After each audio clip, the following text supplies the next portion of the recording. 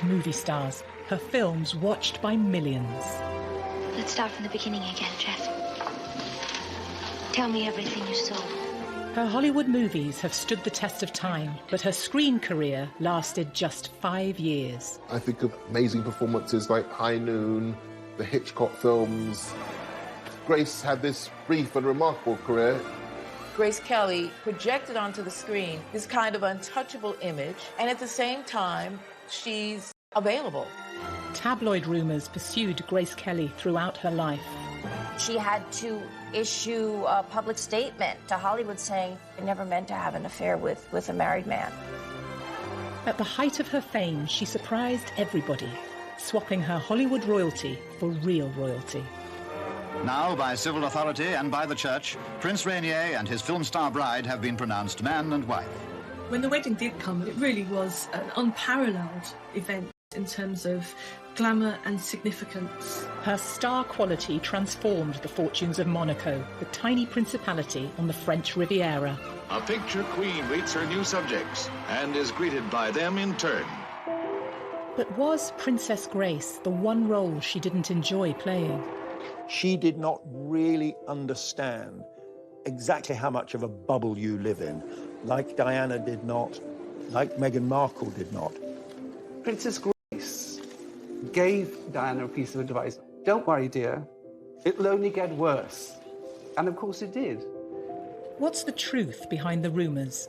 As well as an heir, did Prince Rainier demand a dowry payment from Grace? Grace had to show up with not only her glamour and her cachet, but with her checkbook. Those close to the story reveal the truth about her life. A lot of fairy tales do have a dark side to them, and perhaps her life did too. And the story behind her fatal car crash. The car was simply going too fast ever to have a chance of getting around that bend. And so Grace Kelly has died. This, of course, was the end of the romance, and it was terribly tragic.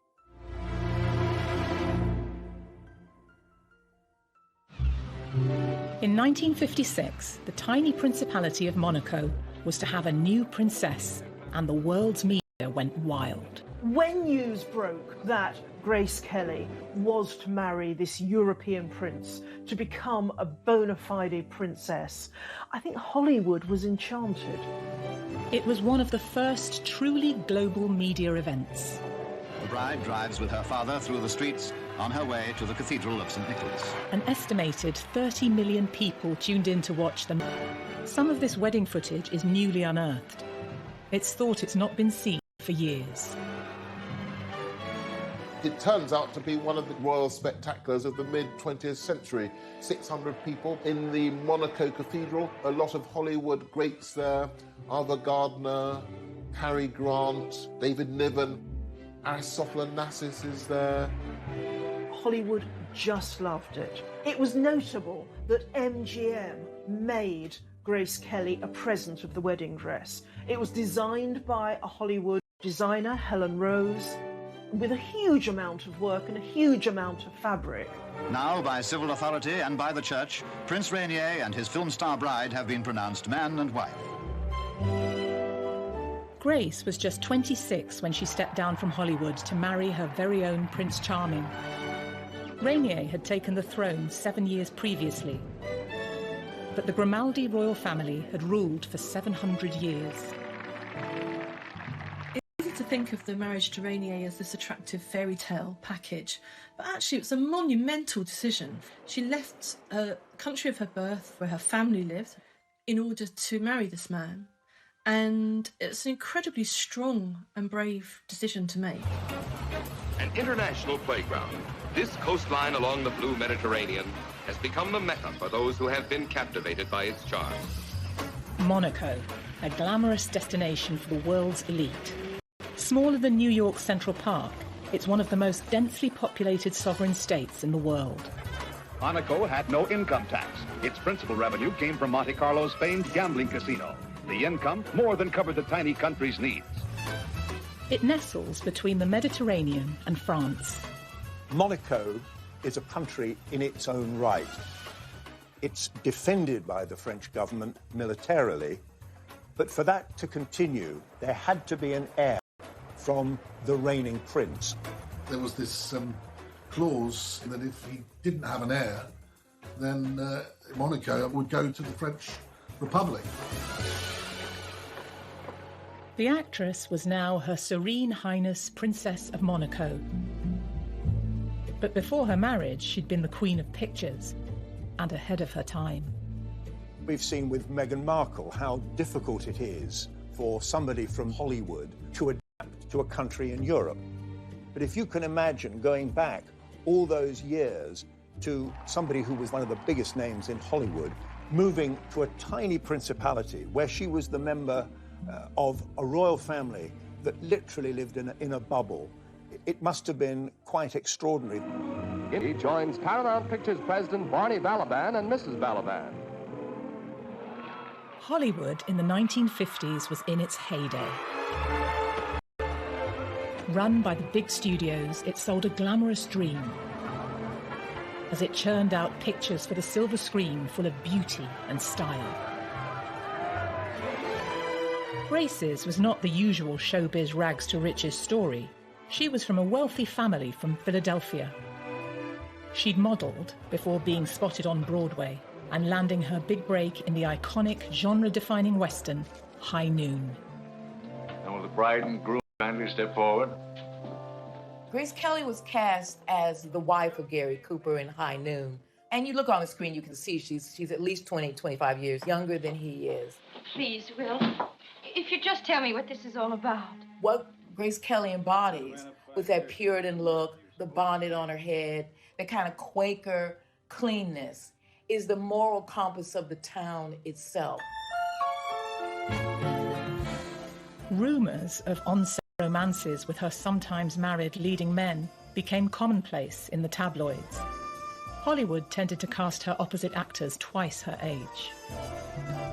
Grace Kelly was the opposite of the image that she projected, and a lot of Hollywood wives were not happy with that, but she did what she wanted to do. In the 50s, women had to be pure and untarnished. Grace was a bit of a rebel, but took her craft seriously. Director Alfred Hitchcock would cement her in the public's consciousness forever as the cool, icy blonde. He liked the fact that Grace Kelly projected onto the screen this kind of untouchable image, and at the same time, she's available. Alfred Hitchcock would say, with a brunette and a redhead, you kind of expected explosions, you expected something to happen, but not with an icy blonde. They embodied suspense, which is what Hitchcock was all about. So Grace Kelly was his ideal. Hello. Hitchcock tested this theory in their first film together, the tightly wound thriller, Dial M for Murder. Hello. Grace gives an electrifying performance as an unfaithful wife who is stalked by a crook hired by her cuckolded husband. Hitchcock loved necks, and the rope around the neck was the ultimate thing, the strangulation. So in this scene, the guy throws her backwards in her negligee over the desk, strangling her on top of her. Basically, he's raping her, without doing it, to kill him. That's Hitchcock in a nutshell, and Grace knew exactly what he was doing. This is Hitchcock's most blatant statement about her as his muse. Despite her icy image and strict Catholic upbringing, the actress could happily banter away with the director. He used to try and shock her by telling bawdy jokes, and he loved how she responded. Famously, he said, "Do I shock you, Miss Kelly?" She said, "Oh no, I went to a girls' convent school, Mr. Hitchcock. I heard all those things by the time I was 13. Grace was always seen as this perfect 1950s lady. But deep down, she was a very independent and driven person. And, she wasn't afraid of having a sex life. She wasn't afraid of having affairs. She wasn't afraid of following her heart. Grace followed her heart during filming on Dial M for Murder and had an affair with her on-screen husband, Ray Milland. It put her fledgling career in jeopardy. She really messed up when she had an affair with him. She had to issue a public statement to Hollywood saying, I never meant to have an affair with a married man. Growing up, Grace was said to have had a difficult relationship with her family. She defied her father to become an actress. He didn't see her as having any of the star quality that everybody else could see. Grace Kelly always had to prove something to her father. She was the third child of four. So it wasn't that Grace wasn't loved, but she maybe wasn't noticed. Intelligent and from a wealthy family, her background certainly drove her on to succeed. If her hard work with Hitchcock had boosted her career, her next film, the modest romance Country Girl, would be the making of it. Oh, no, not me, thank you. I'm just a girl from the country. The theater and the people in it have always been a complete mystery to me. In minimal makeup and unfashionable clothes, Grace was cast against her icy blonde type as the wife of an alcoholic singer played by Bing Crosby. When did you get these, Frank? Last night after you fell asleep. No more, Frank. It was rumoured they carried the relationship off-screen too. When we get to Boston, I'll get you some sleeping pills. Even in The Country Girl, playing in those incredibly dowdy clothes, Grace made it look good and classy. Whether you like it or not, Frank's weak. He's a leaner. And I happen to be the one he leans on. Hollywood loves to reward actors and actresses who gain weight or lose weight for pictures or who look very dowdy and very much against their elegant image. Just 25 and one of the youngest ever Oscar winners when she lifted the coveted trophy. The Oscar was presented by rumoured former flame William Holden. I can only say thank you with all my heart to all who made this possible for me. Thank you. After just 4 years in film, she was the toast of Hollywood. The success of The Country Girl was a pivotal moment that not only changed her professional life, but personal life too. It was through the film she met Prince Rainier of Monaco. It's a strange series of coincidences that brings Grace and Rainier together. She was asked to go to the Cannes Film Festival to promote The Country Girl, and then Parry Match wanted to do a photo shoot, so they were thinking, how can we have an interesting photo shoot? How about Hollywood royalty with actual royalty? The magazine arranged for a PR shoot with Rainier at his palace in the Principality. He'd ascended the throne in 1949, a dashing war hero. He'd seen action and was awarded the French Croix de Guerre with Bronze Star.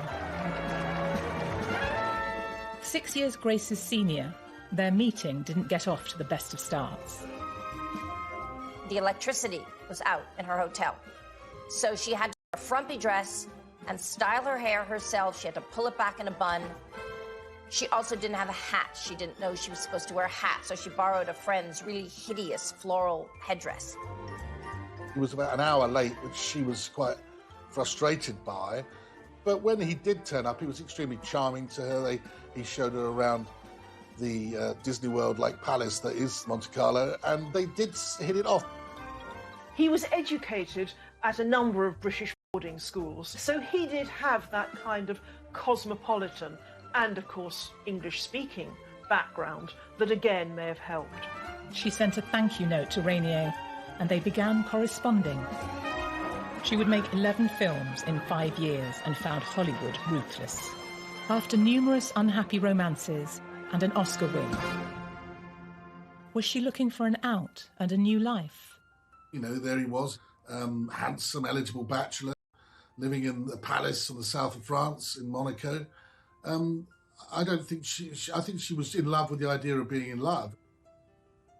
I think she fell in love through his letters, or she fell in like through his letters. I don't know if she ever really loved him. I think she chose her destiny. A year earlier, Grace's destiny had taken her to the south of France for Hitchcock's To Catch a Thief. During filming, she'd fallen in love with the area which would later shape her paper. I mean, it really qualifies as one of the most beautiful films ever made, I think. We have Grace Kelly playing the beautiful American heiress, Francie Stevens, who spies Cary Grant on the beach and decides that this is the man for her. The film is not regarded as one of Hitchcock's best, but it's well remembered for the sparkling interplay between Grant and Kelly. Her part in the film appeared to mirror her own life. You're here in Europe to buy a husband. The man I want doesn't have a price. Well, that eliminates me. Grace would indeed catch a husband on the French Riviera when she later married Rainier. It's strange to encapture her life in that we see in the car with Cary Grant, with the whole of the Mediterranean and below Monaco that spilled out in front of us. Oh, lovely day. Have you ever seen any place in the world more beautiful? Well, she doesn't know at this time, but she's pointing to the beautiful pink palace of Monaco, where she would become the princess. At 26, Grace had it all. She was a style icon, rich, beautiful, an Oscar winner, and had dated some of the most handsome leading men in film. The whole of Hollywood was stunned when she left, really. She arrived like a meteorite. She was a shining star. 6 years, she was gone. She turned her back on Hollywood when she landed the biggest role of her life, as Princess Grace of Monaco. But was it a part she would later regret playing? Where you see her as a bride in the famous outfit, I think she does look like a bit of a caged bird trapped behind the veil.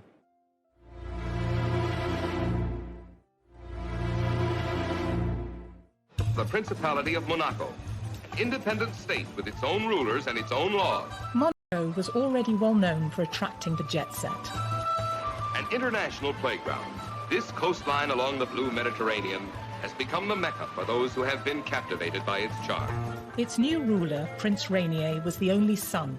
He'd become the direct heir on his 21st birthday. He now wanted to make his principality the ultimate paradise. Not just for millionaires, but wealthy tourists too. Cameras are not allowed to show the faces of gamblers in the casino. Greek shipping tycoon Aristotle Onassis was one of the principality's big players. It's often said that Mr. Onassis now controls Monte Carlo. Is that true? His headquarters for his ships and all that are here in Monte Carlo, but he never owned Monaco or anything like it. Is he friendly with Prince Rainier? Why, yes. It's rumoured the prince's friend hatched a plan to enhance Rainier's and the principality's fortunes. So what you really need to do is marry a movie star, and that will bring back all the glamour to Monaco. So Onassis himself created a short list of actresses for Rainier to marry. Was Grace Kelly just one of a number of candidates in the mix? Screen goddess Marilyn Monroe, one of Grace's contemporaries, was supposedly on the shortlist but turned him down. Marilyn Monroe kept referring to Prince Rainier as Prince Reindeer.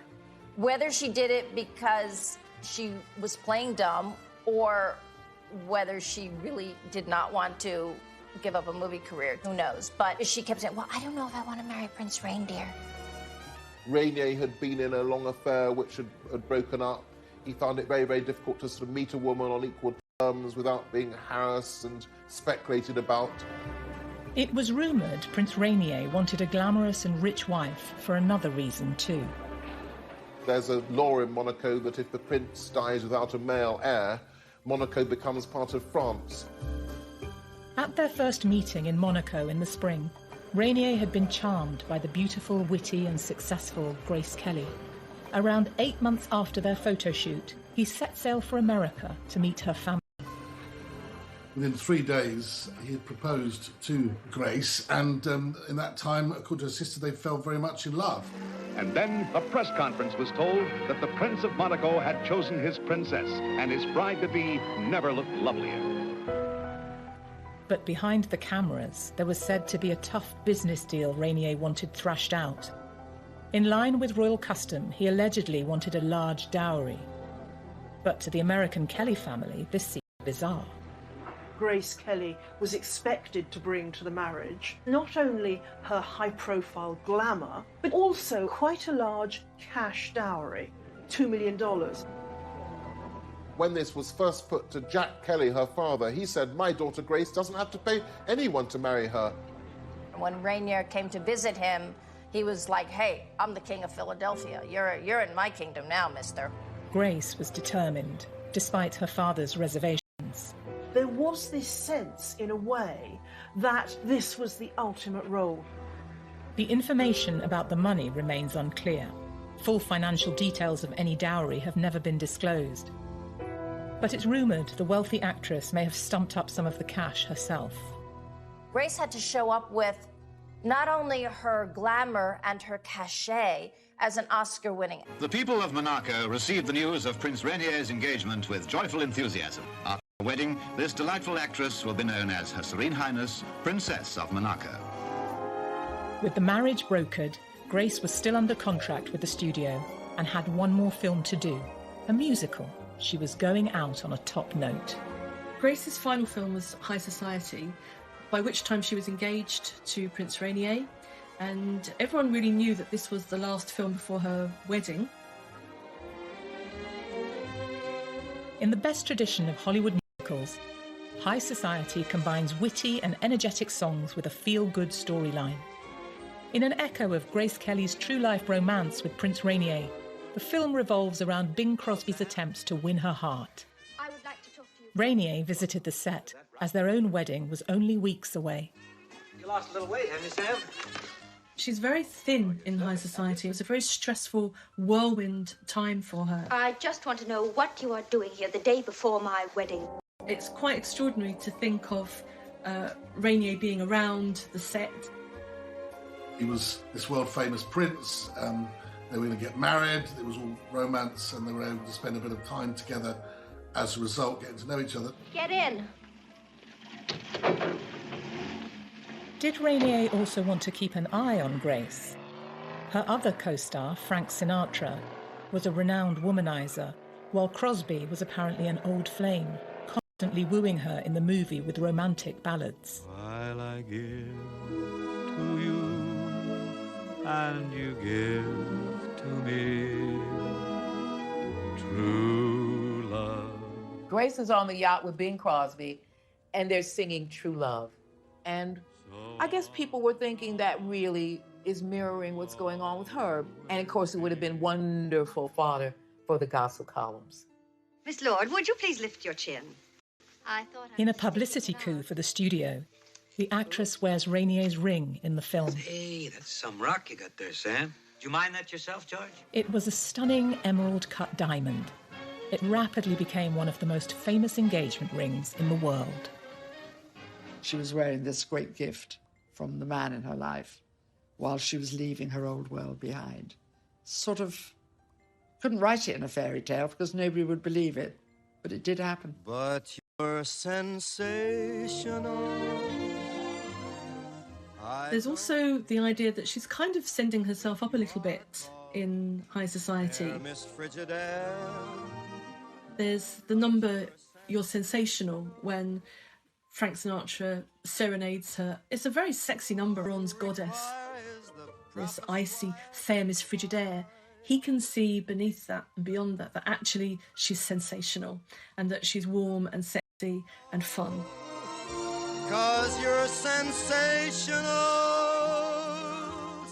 As Grace left Hollywood, she might have hoped she'd be back on a film set one day. But this was before Women's Lib, and now her career was out of her hands and in her fiancé's. You said that whether or not you continued your career after your marriage would depend Yes, upon that is the decision the prince made. Has it already been discussed, may I ask? Oh, yes. I think probably Rainier was controlling. He was older than Grace. He had come from that social background where girls were girls, decorative, and men ran everything. The marriage would be the end of her incredible award-winning career. Within weeks, Grace was leaving her old life behind. It was an amazingly short period between the end of High Society and the time when she had to leave for Monaco, roughly a month. Grace and her family sailed to Monaco on an 8-day voyage. The move to Monaco is a very, very dramatic change in her life and slightly terrifying step. So she surrounds herself with lots and lots of activity. It's a very exciting thing, and I'm very, very happy. Of course, I'm a little sad to be leaving home, but I hope to be back quite often. Here was the princess coming into this amazing port in Monte Carlo, and it seemed everybody who lived in Monaco was out in the streets. It was the stuff of fairy tale. It made headlines around the world. The shot was picture perfect, but was the fairy tale real? Would Grace miss the old life she left behind? And would she soon come to tire of her new role? A lot of fairy tales do have a dark side to them, and perhaps her life did too.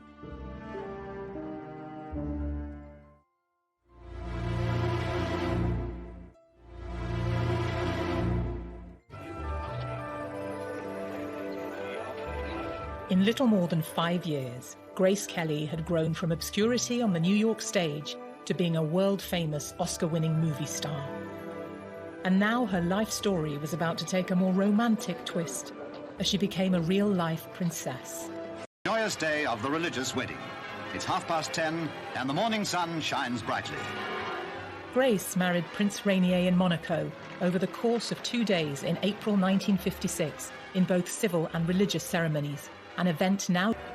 All eyes are on her, an entrancing picture in her magnificent gown as she takes her place before the high altar.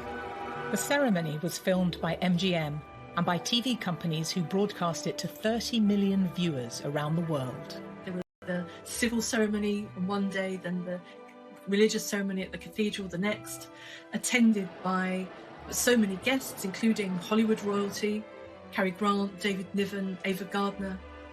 We're now out of the 40s. The world has settled down after the Second World War. And this is glamour. This was the stuff that, you know, dreams are made of. And I can still see that picture, black and white, of course, in my mind's eye. This was Hollywood with bells on. Couldn't have been any more exciting. When the wedding did come, it really was an unparalleled event in terms of glamour and significance, newsworthiness. Grace's wedding dress is one of the best remembered and most elegant bridal gowns of all time. She didn't order it from a fashion house. It was a gift from her former studio, MGM, and created by Helen Rose, the chief costume designer who had worked on 2 of Grace's previous films. It's notable that MGM would make Grace a present of the wedding dress. This staggering dress involving vast amounts of fabric, vast amounts, hours and hours of work. The dress had been the subject of intense press interest. Miss Kelly, we understand that you've changed the idea about your gown already. Is that your decision or Helen Rose's at MGM? Oh, no, I don't know where you heard it. It's always been the same. And it's still the original dress that you found. I understand it took 3 dozen seamstresses 3 weeks with an estimated cost back then of $7,200. Can you imagine how much it would cost today? It was the beginning of the iconic wedding dress that people dreamed about. Now, by civil authority and by the church, Prince Rainier and his film star bride have been pronounced man and wife. Princess Grace's wedding dress seems to have inspired bridal fashions for more than 6 decades. Many royal watchers believe that it influenced the design of Kate Middleton's wedding dress in 2011 for her marriage to Prince William. I was reporting for Catherine's wedding, the Duchess of Cambridge's dress, and as soon as I saw it, I thought, Princess Grace. I can see the similarity. I can see slightly the high collar, lots of lace, and sure with Catherine. You know, it's a very tight bond with your designer. So I wouldn't be surprised if she references Grace Kelly's dress. Wouldn't be surprised at all. She didn't possess. She wore this little sort of Juliet cap, beautifully embroidered and decorated, which again allowed a sight of that very beautiful face. Grace and Rainier had invited many VIP guests, such as the Aga Khan of India, and the Greek shipping magnate Aristotle Onassis, who first came up with the idea of Rainier marrying a Hollywood star to raise the profile of Monaco. But the restrained European monarchs of the 1950s stayed away. It's said that Queen Elizabeth II in England said, no, I'm not going, far too many celebrities, far too many Hollywood types. Maybe they were slightly sniffy, and in fact later Grace became very, very friendly with the British royal family, but certainly they didn't seem to be rushing to Monaco. Yes, indeed, it certainly was a great day in the long history of the Principality. A great day for the loyal people of Monaco.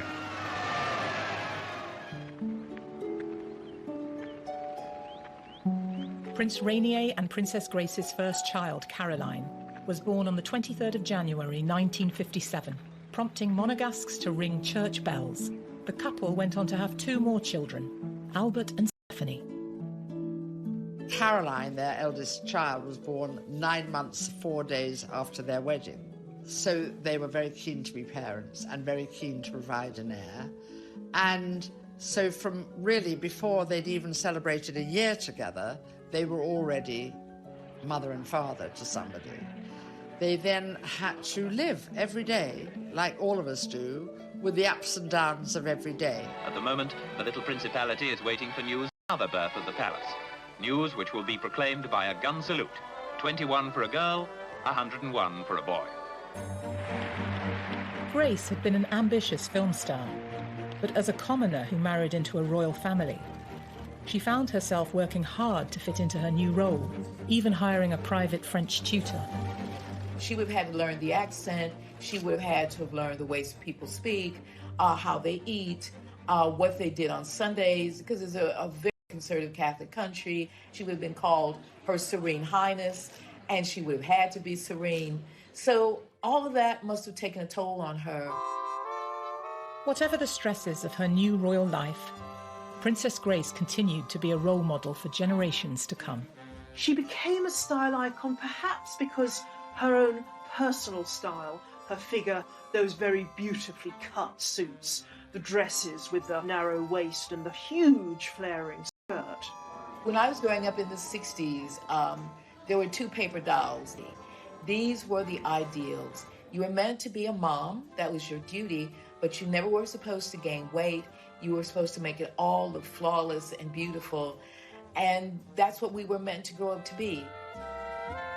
Perhaps the most enduring fashion statement associated with Princess Grace is the Hermès bag that was named in her honour.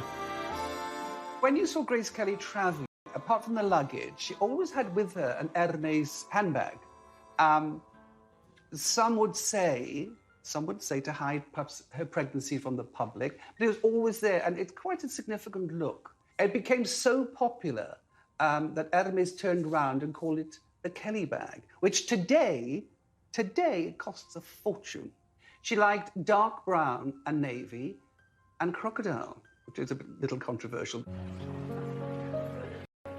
On their engagement, Grace and Rainier had announced that she would stop making films after the wedding.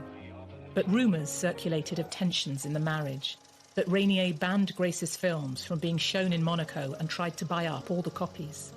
As with so much about Grace and Rainier, there's rumours that Rainier banned the films, but I'm not sure that that's convincingly the case, because the films were out there. I mean, she made some of the greatest films in movie history.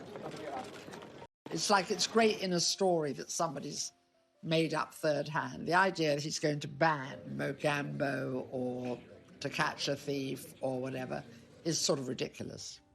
It seems that she hadn't quite realised how completely she would have to give up her career. Because it wasn't that long into the marriage that Alfred Hitchcock came calling with a very, very spectacular role. In 1962, Alfred Hitchcock offered Grace the chance to make a 4th film together. The title character, Marnie, would have been her greatest acting challenge yet. But when news broke of her casting, it caused an outcry. The Monegasques didn't want their beloved princess in a Hollywood film. They certainly wouldn't have, I suspect, if they'd known that there was a rape scene in the film.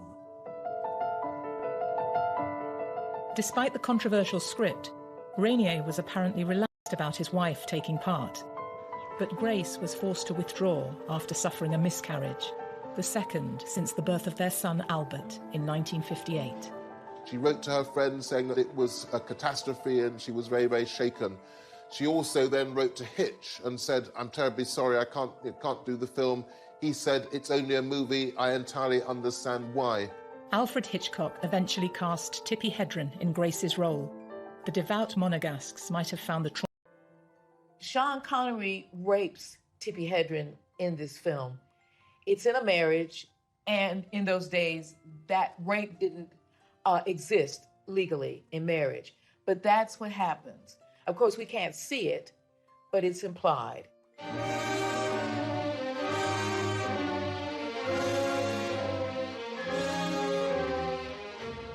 The day after that, she attempts to kill herself. So this is an incredibly dark and disturbing storyline. It's very hard to see Princess of Monaco playing that role. I'm sure Rainier didn't want Grace to take part in that. Biographers later contradicted the rumours that Rainier had effectively killed off Grace's acting career. I think it was a great source of sadness to Grace that she wasn't able to play Marnie. And I think that she then had to accept, really, that she wasn't going to go back to Hollywood and make Hollywood films again. Gossip was rife about Rainier's controlling nature, and the rumours about their relationship continued in the years ahead.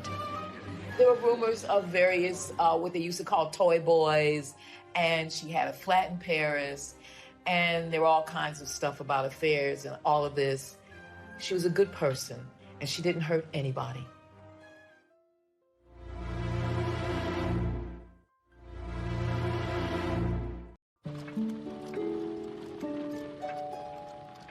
After turning down the role of Marnie in Alfred Hitchcock's 1962 film, Princess Grace never again returned to screen acting. She balanced her time as the wife of Prince Rainier, the mother of 3 children, and her various state duties. During the 1970s, she made tours of Europe and America, performing classics of literature to sell-out audiences. Grace was continually looking for ways to express herself creatively, and she had hobbies. She created pressed flower arrangements, and these have actually been published in a book. And she also did poetry readings. Princess Grace gave a revealing interview to Desert Island Discs in 1981, admitting how much pleasure the readings were giving her. You've been giving poetry recitals? Yes, this is something I started a few years ago, and I've enjoyed it very much. It's been very pleasant, and it's something that I can do without being away from Monaco for any long period of time. People still realised that she had an innate talent and ability, and that they really wanted to still see her. And she was a great supporter of the arts, of ballet and the performing arts, in her role as a princess. In 1977, Grace's love of ballet gave her the opportunity to make a renowned Russian ballet school. The film you're going to see is about the children of Theatre Street in Leningrad. Grace had wanted to be a dancer in her teens, and ballet was still very close to her heart. This touching film was among the nominees for Best Documentary Feature at the 1978 Oscars. This is where all that effortless grace began.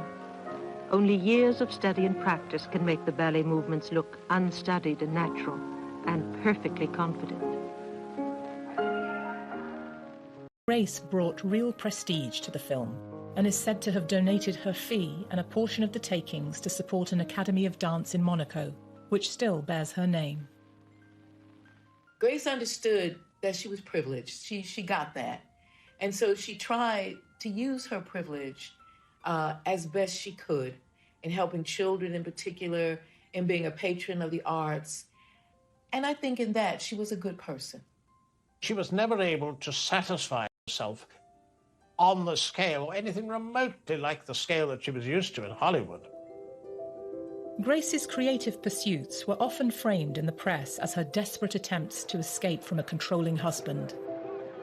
I think there's no question that there were undoubtedly ups and downs, because she was trapped in a gilded cage by the very nature of the job. You could think of it as a gilded cage. I don't think her life was like that at all. And I think she was actually a very hard-working and professional person all her life. There were reports that Rainier and Grace endured a loveless marriage, and rumours that both were having affairs, which had been repeated in numerous books and tabloid articles. It's a shame in a way that if you're a famous and beautiful person, anytime you're photographed with somebody, it's assumed that you're being intimate with them. They're often just friendships. There were rumors of various, what they used to call toy boys, and she had a flat in Paris, and there were all kinds of stuff about affairs and all of this. She was a good person, and she didn't hurt anybody. In her lifetime, Princess Grace was aware of all these unproven stories and felt powerless to stop them. She understood that public figures are subject to press speculation, but sometimes she pointed out the excesses of tabloid invention, as in this frank interview from 1982. You know, if you believe some of the things, I would have had at least 52 babies by now. For many years I was always expecting a baby, according to the press, or that my husband and I are constantly being divorced, which also is not the case. To put words in our mouths that are not true, or to quote us on things that we have never said, then I resent that. And unfortunately, there's very... It's thought that in the contract Grace signed with Rainier in 1956, she agreed that if their marriage should ever end, it would result in her losing access to their children. Divorce was an impossibility, because if she had divorced, the children would stay with her husband, that she wouldn't even necessarily have access to them, because they would be regarded as part of the Monaco's royal establishment. After a lifetime of facing down colourful tabloid stories, Princess Grace was a veteran of handling the press. In 1981, she read poetry at a gala event in London, in front of Prince Charles and Lady Diana Spencer. The charity concert at £50 ticket was in aid of the Royal Opera House, and one of the performers was Princess Grace of Monaco. She, of course, is very experienced at this sort of occasion. She also knows how to give a helping hand to a newcomer. This was Diana's first public event since her engagement, before the intimidating glare of paparazzi cameras. David Emanuel designed the dress she wore that night. I think it was possibly at that stage a bit too much for Diana, and Princess Grace gave Diana a piece of advice, and apparently, I quote, "Don't worry, dear, it'll only get worse." And of course it did. I think that Grace was a very maternal person.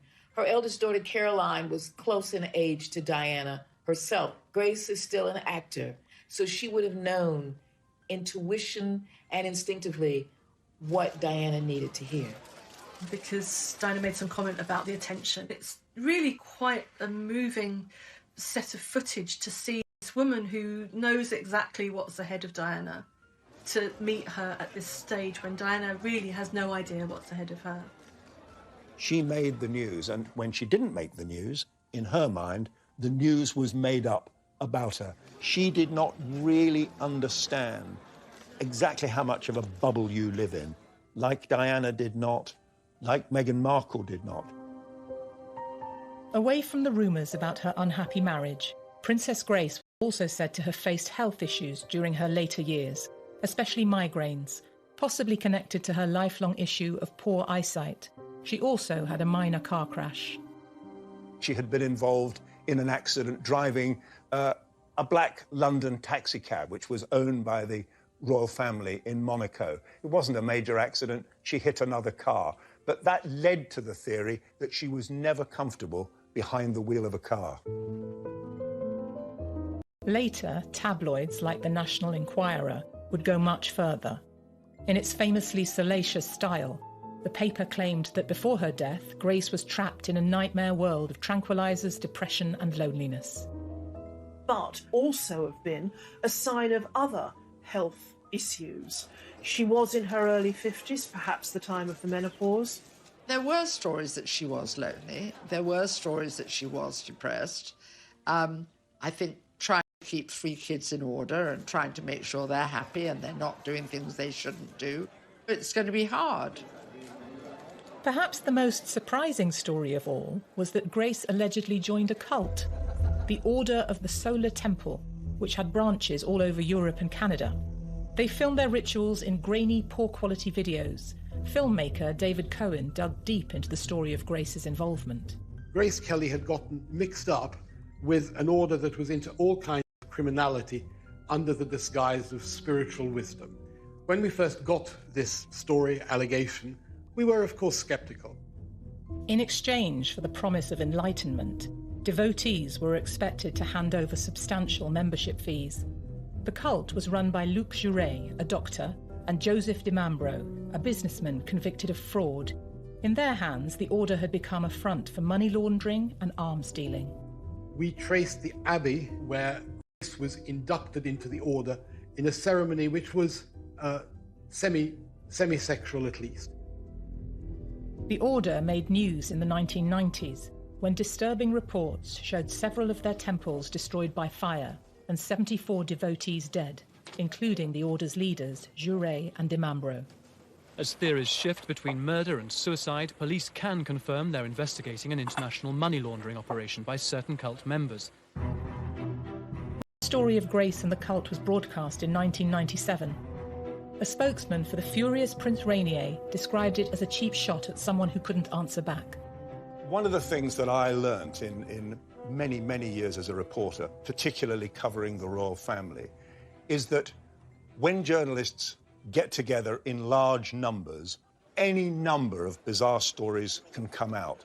Was Princess Grace part of some bizarre cult? Personally, I would regard stories like that as most likely nonsense, most likely fabrications, but who knows?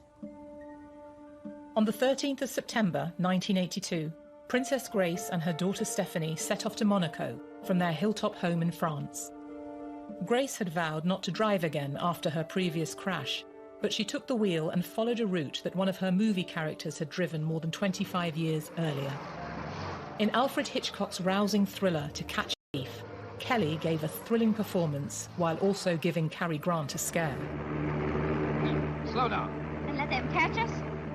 In the film, they're down the hairpin bends for real to ensure that Stephanie made it onto a train back to school in Paris. She'd had accidents before, maybe didn't drive that frequently. It's very sad that she seems to have been driving the day of the terrible accident. So they go over the hill and it's catastrophic. As Princess Grace and her daughter Stephanie were rushed to hospital, a rumour mill of wild conspiracy theories was already running up to full speed. The mafia was supposed to run Monaco, so they did something to the brakes as a message to Rainier. It couldn't just be as simple as driver error, that there had to be some kind of meaning in it.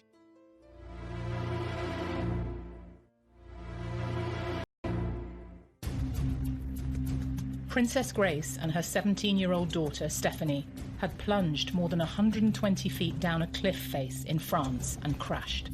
They were rushed to hospital and initial reports suggested both were stable. Television news reporter Tim Hewitt was sent to cover the accident. Immediately after the crash, the royal spokesman in Monaco said very, very little about it. They carried on almost as if nothing had happened. They did not want to cause panic or alarm, and royal press officers in that situation always steer a more cautious path. First, the opinion given not only to the public but to her family in the States was that while injured, she was expected to recover. It was confirmed that fortunately Stephanie was in a stable condition. Princess Stephanie has a broken vertebrae, but she's fully conscious, sitting up in bed and eating normally. If you look at the pictures of that car after the crash, it really is actually quite extraordinary that Stephanie survived. Locals waited desperately outside the palace for news about Grace. The day after the accident, the announcement came. Princess Grace of Monaco had died, aged 52. The palace spokeswoman in Monte Carlo said that when the princess died, her husband, Prince Rainier, and her 3 children were at her bedside. Well, Monaco was in a state of shock, a total state of shock. She was a hugely popular figure. This nation went into a complete state of mourning. She was beloved. Nobody could believe it was over. Her death has stunned the Principality. Business is closed out of respect. Everywhere flags flew at half-mast. Even the famous casino locked its doors until tomorrow.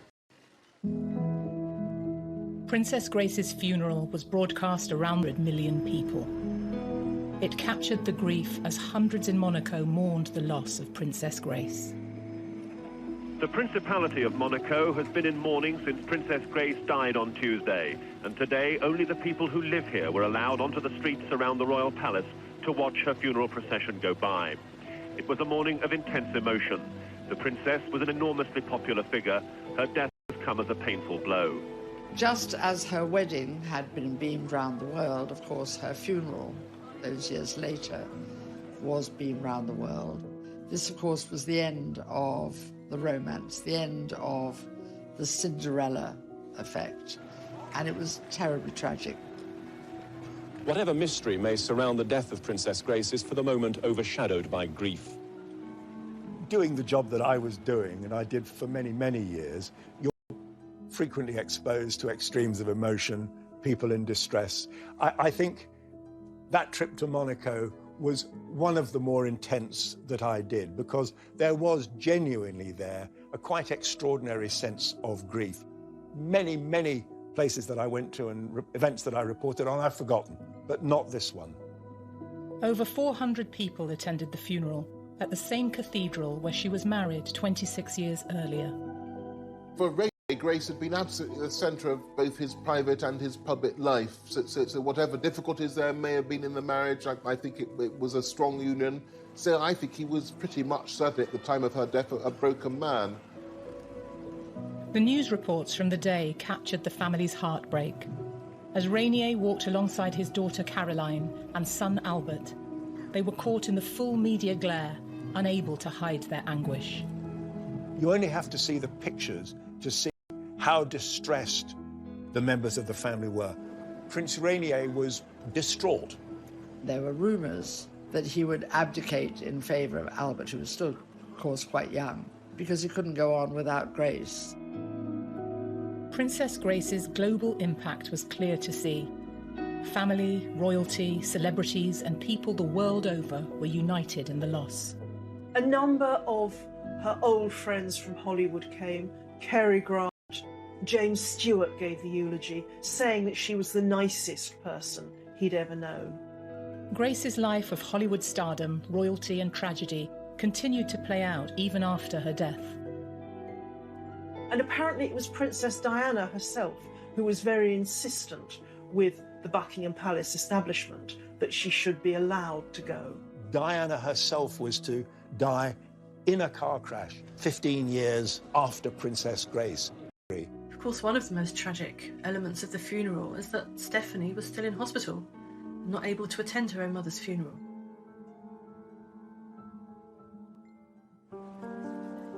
Following Grace's death, important questions were being asked. Was it an accident? And what really caused the crash that claimed her life? The big rumor at the time was that her younger daughter, Stephanie, was at the wheel, actually, and she lost control of the car. Stephanie eventually said, I've actually lived through the last moments of her life. Can I please be left alone?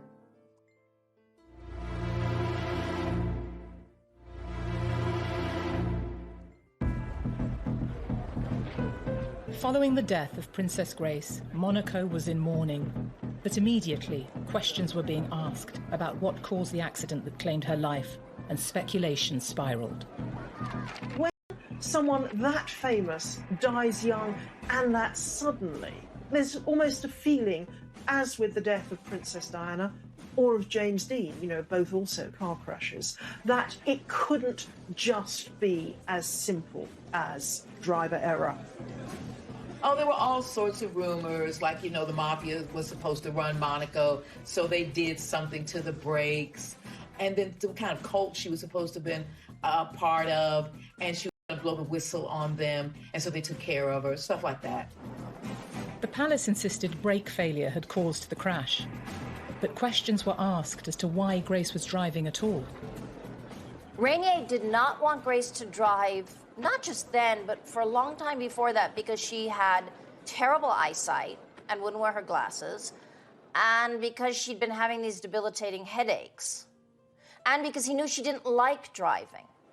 Normally a chauffeur would have driven them, but on this occasion, because there was so much luggage to put in the car, covering the back seat, there was only room for 2 people in the car. The chauffeur offered to take them and to go back and get the clothing. But Princess Grace insisted that she should drive. There were rumours that Grace's daughter Stephanie was driving at the time of the accident. The big rumor that actually survived at the time was that her younger daughter, Stephanie, was at the wheel, actually, and she lost control of the car, but she was underage, and so they covered it up. The suggestion that Stephanie was driving came out very quickly after the crash, because when the car landed on its roof, the first people to get there to help saw Stephanie emerging from the driver's door of the car. However, a witness came forward confirming he saw... To anyone about the accident. She didn't want to talk to the press. She didn't want to discuss it. It's an incredible trauma to go through, to have your mother beside you, and she was blamed for it. It was revealed in the press that Stephanie attempted to stop the car. So the mystery of what happened on the twisting mountain road into Monaco appears at last to have been cleared up. Princess Grace, according to tonight's medical reports, was driving. As the car careered out of control, her 17-year-old daughter Stephanie desperately tried to reach the steering wheel. There was nothing she could do, and the Rover plunged over a steep ravine. Did the brakes fail? Well, that was one theory. There were no skid marks in the road where the accident happened. Engineers who came over from Rover in the United Kingdom insisted that there was no brake failure. Doctors revealed that Grace had suffered a brain hemorrhage whilst driving. It's thought that, although she thought she had her foot on the brake, it could have well been on the accelerator. Stephanie and Grace got in without putting their safety belts on. The car, the fall, had pushed her mother towards the back street, and Stephanie had not been able to get out of her own seat, which had been bashed, so she had to wriggle out of the driver's seat. And she tried to shout, "Please take us to Monaco." Princess Grace suffered a second hemorrhage in hospital, most likely caused by the accident. The medical staff, led by the hospital director, Professor Charles-Louis Chatelain, finally had to tell Prince Rainier his wife had no hope of recovery. The prince asked for the machine to be switched off. The doctors have said, had she been, at home sitting on a sofa, she might have been fine 5 minutes later and nothing happened. Unfortunately, she was at the wheel of a car, and that car was on these very bendy roads on the side of these very, very steep cliffs. Stephanie eventually said, "I've actually lived through the last moments of her life, really. Can I please be left alone?" And Rainier himself said, "It's tragic enough on its own without repeating these terrible stories." After losing his beloved wife of 26 years, Prince Rainier never remarried. After the funeral, Rainier was really not to be seen, and he lived on over 20 years more as a widower. Prince Rainier died aged 81. He was buried next to his late wife in the Grimaldi royal family vault. Grace Kelly embraced her role as princess, but could never escape the goldfish bowl she existed in, fueled by her Hollywood fame. Her movie career, all Hollywood actresses. She's absolutely continued to be a legend. Her star power has never diminished. In a sense, an awful sense, her terrifying death actually just gave another element to her legend. She had an extraordinary life. She had the best of Hollywood. She had the best of royalty. And she actually contributed so much to the small country who will remember her forever. Her presence is felt everywhere, whether it's the Princess Grace Theatre or her patronage of the arts. And clearly, I think it's fair to say that her name will forever be associated with Monaco. Grace rarely gave interviews, but less than 3 months before her death, she spoke publicly.